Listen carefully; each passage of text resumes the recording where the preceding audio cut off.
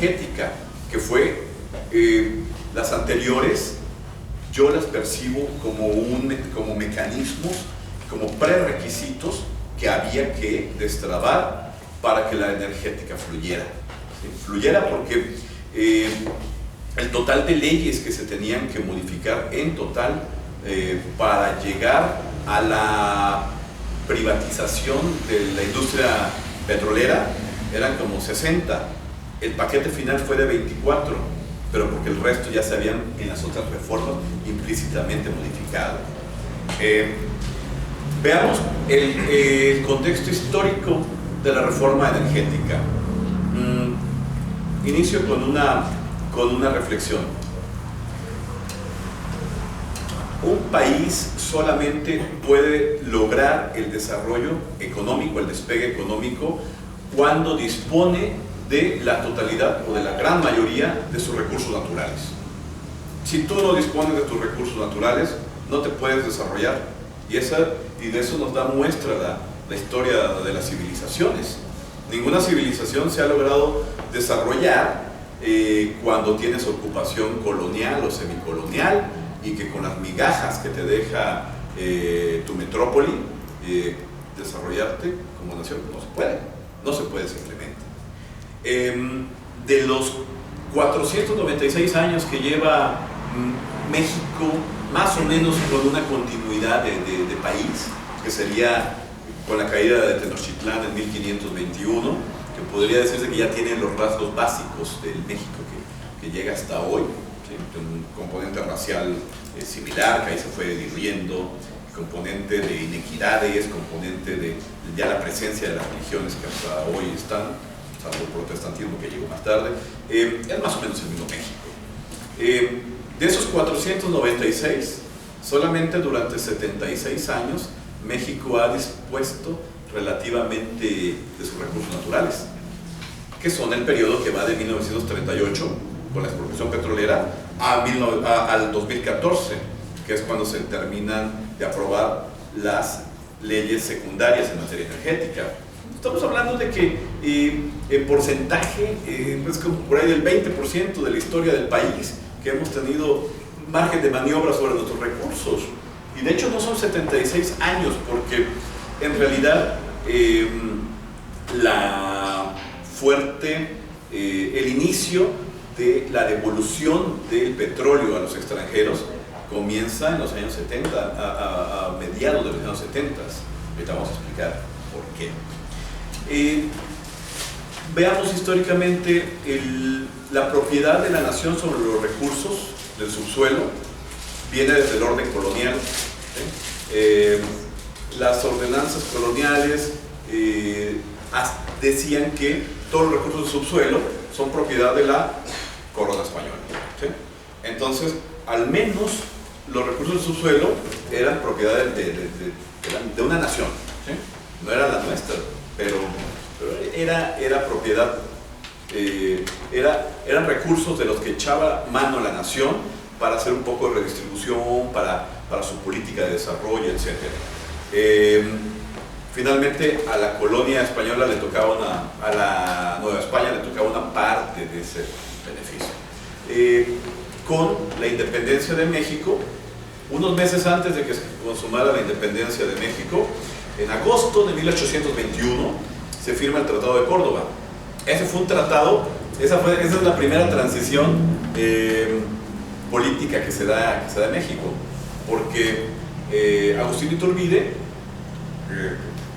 el jefe de las fuerzas realistas, y Juan O'Donoghue, que era el virrey de facto, pero ya no mandaba en realidad, que era un país convulsionado, firman el Tratado de Córdoba, por medio del cual la corona española reconoce la transferencia de los recursos del poder de la corona española a la naciente nación mexicana, ¿sí?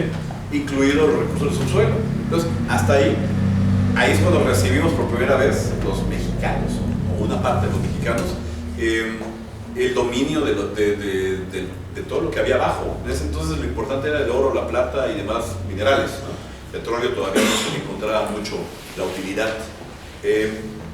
Y después de eso, nos viene la intervención norteamericana, 1847, y una potencia extranjera nos quita la mitad de todos nuestros recursos.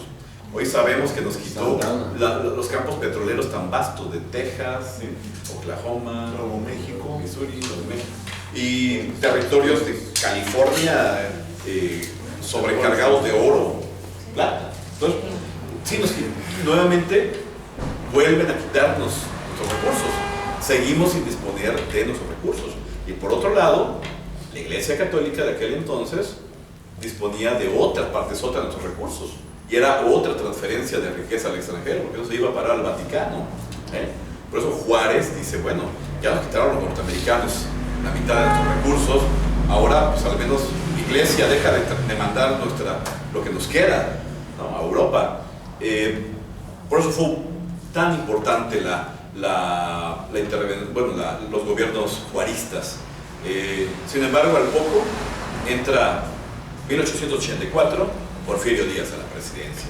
La ley minera. La ley minera es la que empieza a devolver abiertamente los recursos del subsuelo, incluido lo que hubiera, ¿no? Después vemos que también había petróleo que ya empezaba a valer. Y la ley minera es la primera que autoriza que quien tuviera la propiedad de la tierra tenía la propiedad de los recursos del subsuelo. Entonces hay una retirada del Estado mexicano de la oportunidad de aprovechar esos recursos para el beneficio de la nación. Entonces, y de ahí comienzan una serie de más legislación en la dirección de la privatización y extranjerización. En realidad fueron extranjeros los que aprovecharon, ¿no? Entonces entramos al siglo XX con un David Rockefeller fortalecido, una Standard Oil que ya tiene las manos en México. Entonces la presencia de la Standard Oil fue fuertísima durante el Porfiriato. Entonces ahí es donde se da la apropiación del petróleo mexicano, que no soltaron las empresas norteamericanas, en menor medida también las inglesas, como el Águila, que es su matriz en México, no la soltaban tampoco hasta la expropiación petrolera de Lázaro Cárdenas.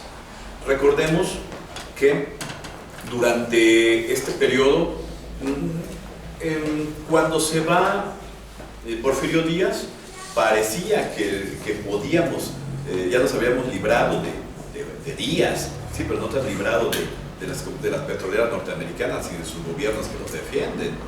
Entonces el propio Madero, ¿qué hay detrás de la decena trágica? Están las petroleras, ¿sí?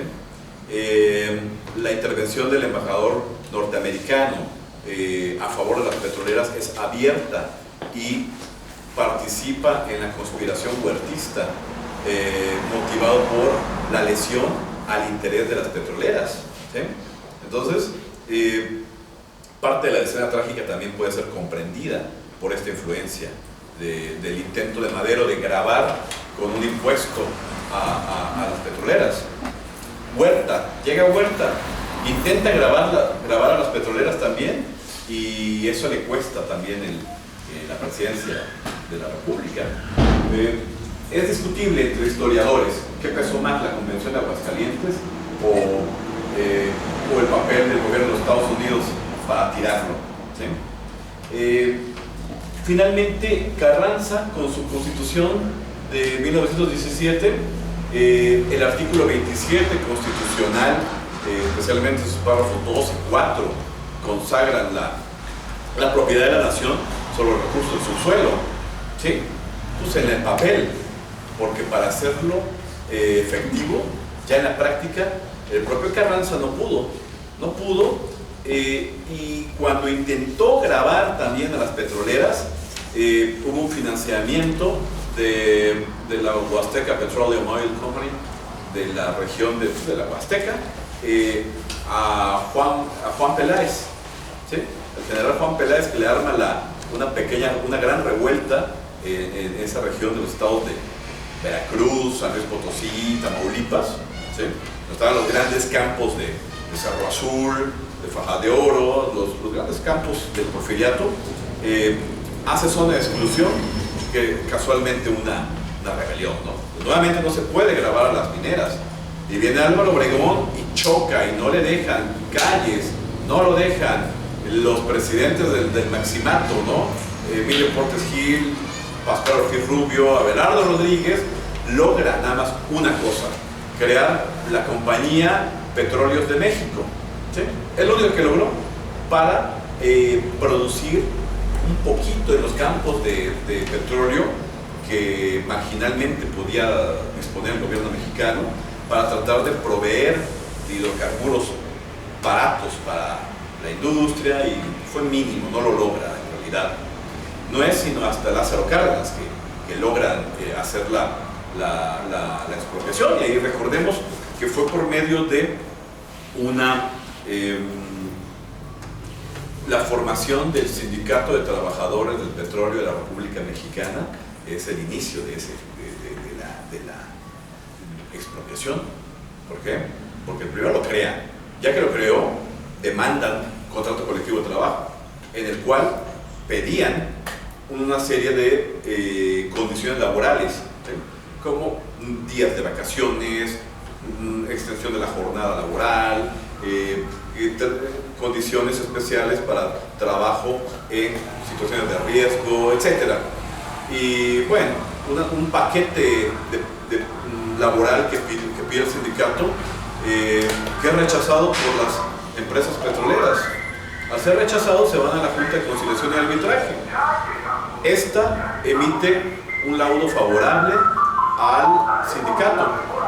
Se amparan las petroleras.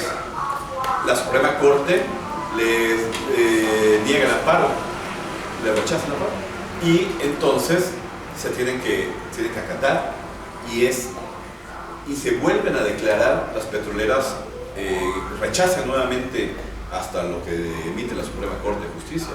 ¿Qué Suprema Corte de Justicia era, no? En aquel entonces, nada que ver con la actual. Aquella era nacionalista, esta ya no lo es.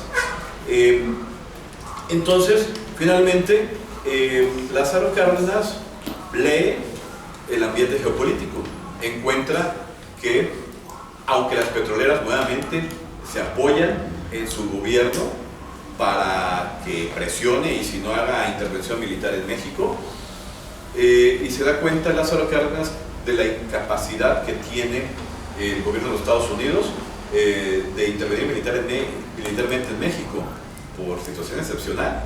Estaba abriéndose el frente de batalla en Europa ante la amenaza de guerra contra los países del eje, ¿no? Alemania en especial.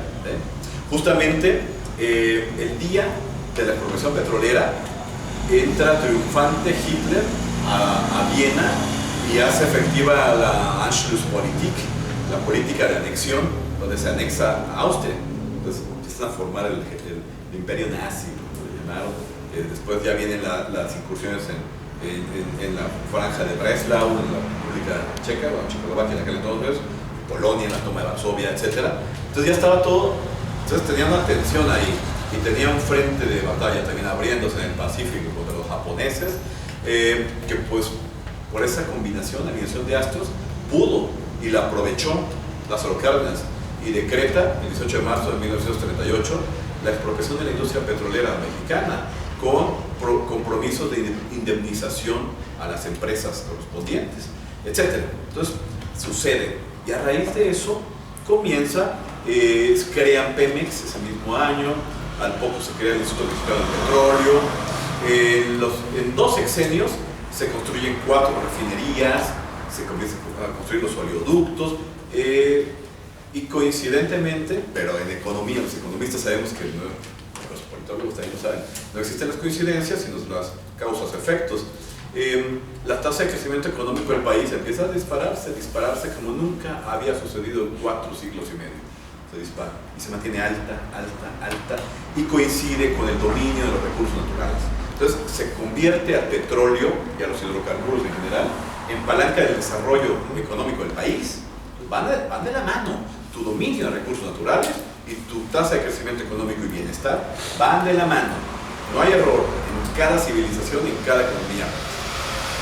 Sin embargo, 1973, la guerra de Yom Kippur, Medio Oriente, ¿sí? Israel entra en conflicto primero con Palestina, después la Liga Árabe apoya a Palestina, después Estados Unidos y varios países de Europa Occidental apoyan a Israel militarmente, y es lo que hace la derrota de la Liga Árabe.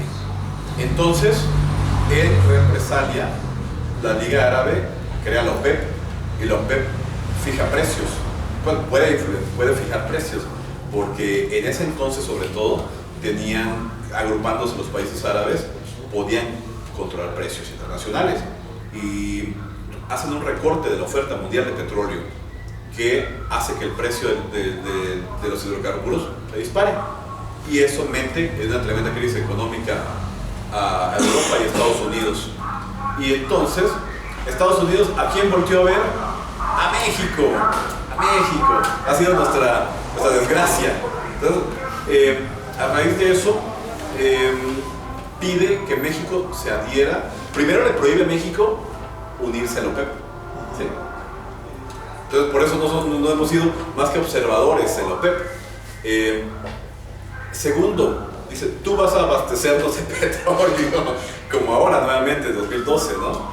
Entonces, para eso le piden a México adherirse a la Agencia Internacional de Energía, o sea, en París, en la que México hace el compromiso de exportar petróleo. Oye, dicen los sectores nacionalistas, pero el petróleo nos está sirviendo para el despegue económico. Tenemos tasas de crecimiento promedio del 4% desde hace 2 décadas y medio. ¿Cómo que ya no vamos? Es que, no sé, ya no vamos a... Y firman el acuerdo, donde México se compromete a ser exportador de petróleo para Estados Unidos principalmente, y a cambio, imagínense los espejitos que nos mandan a cambio, empréstitos. Les vamos a dar empréstitos. Oye, pero no necesito empréstitos, los vas a necesitar porque vas a necesitar aumentar tu escala de producción petrolera, vas a necesitar